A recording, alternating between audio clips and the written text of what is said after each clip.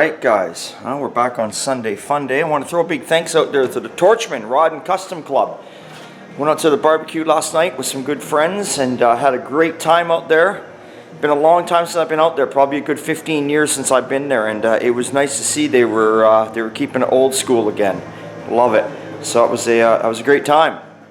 So anyway, yeah, not much here on this Sunday Fun Day today. Let's take a look at what's going on with Terry's car. So, I'm just assembling all the bits and pieces on the engine today. So remember, like I was saying in the last video, this is one of the colors that Court had painted inside when he owned the car back in the day. We'll get over there in a second, take a look. So I thought it would be kind of nice to add a little contrast. I mean, like I said several times over, Court never had it done up under the engine bay, and Bruce and Metcalf never had it done up in that. They just kind of kept the hood closed. You know, I mean, you open the hood of these custom cars and it kind of takes away from the line, so why would you? And yeah, I just thought, well, you know, add a little flair, give it a little touches where it would suit what I think they would have done. So I kept the, you know, I went with the cast iron, you know, ram horns. Those are original from the day. Those are still the same manifolds the car ran back then. This is a 350 engine. This is what Terry had put in it years ago. Last time it was running, it had a 265 in it, a little hopped up 265, but you know, this is a 350. It's done now, and I wasn't going to go out and look for a 265. I mean, I'm not going to get that accurate correct. So there you go. You got me there, but it's a done up little 350, nice and mild. So there we go there. So we'll head over to the see the car. If you remember last you seen it, we had all the interior painted, and of course the engine that you just saw. So we now have all the door jambs and the firewall blocked for the body color. That's right. So within the next week, we're going to be putting paint on the jambs and on the firewall and on the inside of the doors and the inside of the trunk lid over there. We'll be getting painted. So how are we here on time? Let's look at the old calendar. Yeah, so probably not this week, but the following week. We're getting down to 5 weeks and we still got a ways to go. Got to get an engine in, a steering box in, the wiring hooked up, tranny in. Oh my God. Anyway, at least we don't got no glass work to do. So there you go. There's the dash again. Of course, there you see that color is on the engine. I can start to clean stuff up on the dash now and maybe assemble the dash if I want. So that's good. Anyway, it all takes time. It takes time. Sean's got his notes there finished, so he would have finished the firewall. We finish everything in 600. As you can see, he's got the body. He leaves notes. You never know. He's got so many things on the go. He's got the body at 400 right now. He won't go past 400 until it's time to paint it, because you get it ready in 600. There's a chance overspray or something may get on it when it's laying around the shop, and then you don't know it, and then you paint it, and it's a waste of time, right? So we always just go to 400. And then when we're ready, when we know the week of we're going to paint, he'll run over the whole thing in 600.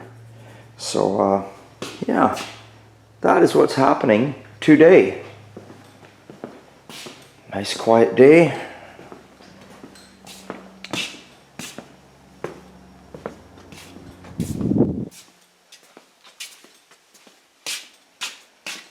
Got a few things to tackle. Here's some more parts. Bell housing, intake manifold. Kept it old school. Kept the old 4-barrel intake manifold, the oil filler tube, just kept it old school. So, very happy with that. For those that are asking about my Model A, well, there's the frame. There's the engine. The body was back in the bay that way, covered up. So once we get the custom done, once the custom has been seen at the show, that's pretty much it for that car. I'll be calling it quits on that car. I've done what I said I was going to do, and I'm happy with what I've done, and then that's it. That's it, and I'm going to be going on to my Model A. Hopefully my Model A will still get painted and be done by fall, which is fine, because then I'm going to get onto my 58 Ford. That's right, my black one. It's been a long time. I know it doesn't seem like it, but time slips away quick. That car's been painted for 5-6 years, and I got a little bit of rust coming up on the rocker panels. I'm not afraid to admit it. It wasn't there before. Now it's there. See, rust never sleeps. Stripped that car to bare metal. It was solid there, but now it's got rust coming because you never know what's coming from in behind. So I don't want to leave it till it gets too bad, and I've driven the shit out of that car. I haven't put a lot of mileage on it. It's probably only got like I would say maybe 15,000, 20,000 miles on it. That's it. So running gear is all good, but I've driven her. Driven her in the rain, drove it one winter. Like, I've driven her hard. And when I drive her, I drive her. I build my cars to drive. They're not meant to sit around and just look at and run a polish rag over all day long, right? So not a big deal for me to bring it in, slip some new rockers on it, and the body's already straight. You just basically sand her down, take it apart, and give her a respray, right? And we'll keep her black like she was.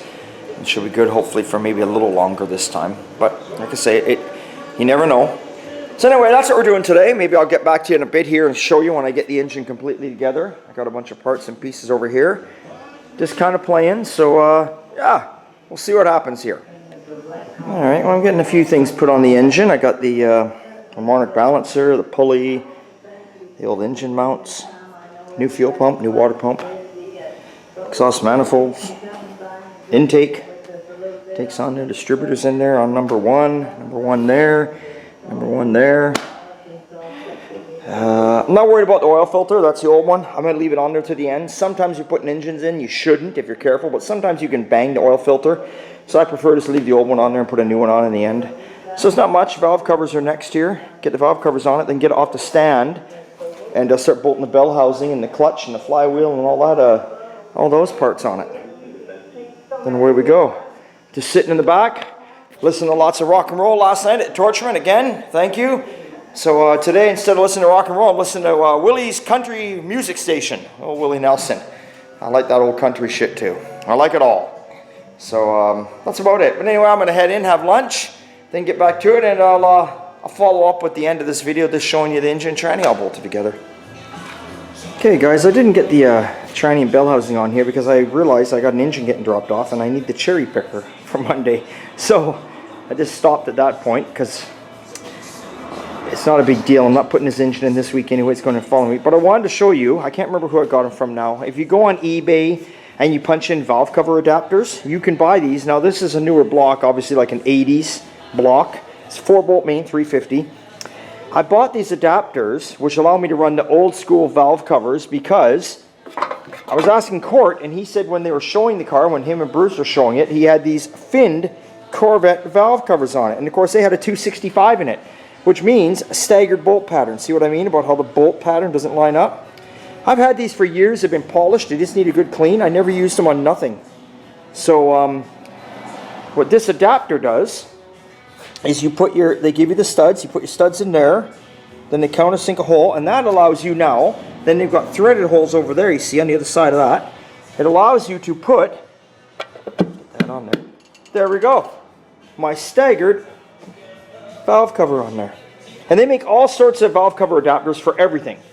So just look them up just go on eBay and punch in valve cover adapter plates if that's what you're looking for. So that's awesome. So I got to clean those up. There we go. That'll add a little flair to it, because that's what I had on it. So we got the Corvette valve covers. You got a little chrome tube there, chrome coil cover and bracket down below.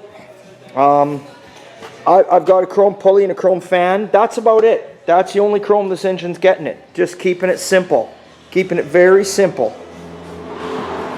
So with that being said, hey, hope you all enjoyed this what it was for a Sunday fun day. And if everything goes as planned, like I said, if everything goes as planned, maybe we'll be throwing some color down on that car this coming week. So stay tuned. If I do, you'll see a video Wednesday or Thursday. But we got to see, because I'm also going out of town.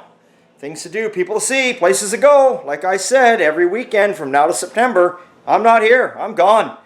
I'm gone. Shops are no longer taking over my life. These cars are no longer taking over my life, even though they are my life, but I'm enjoying myself. And honestly, we've only got 3 months. This is July. Our spring sucked. We didn't have a spring, so we had rain all the time. So I'm taking advantage of this next 3 months on these sunny days, and I'm just getting the hell out of here. Life is short, and you got to do what you got to do. So remember that. It's always a good time at old time. We'll see you later.